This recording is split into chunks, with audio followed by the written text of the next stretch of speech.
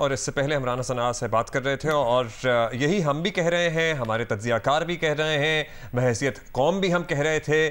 کہ ہم امن چاہتے ہیں، ہم امن پسند لوگ ہیں، لیکن آپ اگر ہمیں بے امنی کی طرف دھکیلیں گے اور ہمارے نہتے شہریوں پہ میزائل اور ڈرون برسائیں گے تو پھر اس کا جواب دینا پڑے گا، کیونکہ ہم امن پسند ہونے کے ساتھ ساتھ بہت غیرت مند قوم بھی ہیں۔ لیکن جواب بھی اتنا ریسٹرینٹ، اتنا محتاط، اتنا جس پہ انگلیاں نہ اٹھ سکیں، جس میں کوئی سویلین کیجولٹی نہ ہو، کوڈ آف ایتھکس کو بالکل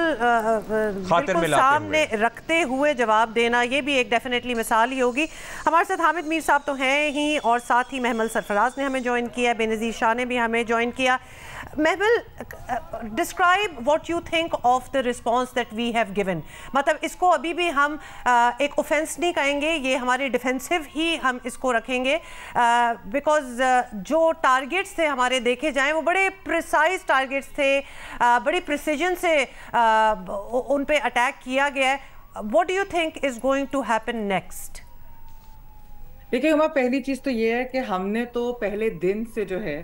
ہم نے بہت رسپانسبلی، بہت میچور طریقے سے ہم نے ایکٹ کیا۔ ہم نے بار بار انڈیا کو یہ کہا کہ آپ انکوائری کرا لیں، ہر چیز ہم نے جتنی ہم کر سکتے تھے ہم نے ان کو کہا کہ آپ یہ نہ کریں، کوئی انپرووکڈ اٹیک نہ کریں، لیکن انڈیا باز نہیں آیا اور ہمیں پتا تھا کہ وہ اٹیک کریں گے۔ میں نے آپ کو بتایا بھی تھا کہ جب ایون امریکہ سے بھی بات ہوئی، جب روبیو سے بھی، تو تب بھی انڈیا نے یہی کنوے کیا تھا کہ وہ اٹیک کریں گے، لیکن اس کے باوجود جو ہم نے اس وقت کیا وہ سیلف ڈیفینس کے زمرے میں آتا ہے۔ اور پھر آپ کو پتہ ہے کہ یہ تو خیر اب باتیں سامنے بھی آ گئی ہیں کہ کس طریقے سے وہ ہر روز ایک میسج بھجواتے تھے کہ وہ ڈی ایسکیلیٹ کرنا چاہتے ہیں، پھر اگلے دن ڈرون سٹرائکس ہو جاتی ہیں، پھر کہتے ہیں کہ ڈی ایسکیلیشن چاہتے ہیں، اگلے دن نور خان بیس پہ اٹیک ہو جاتا ہے۔ تو پاکستان ایک حد تک ہی ریسٹرینٹ شو کر سکتا تھا، اور یہ جو تھا، یہ this war is on Modi, the onus is totally on Modi.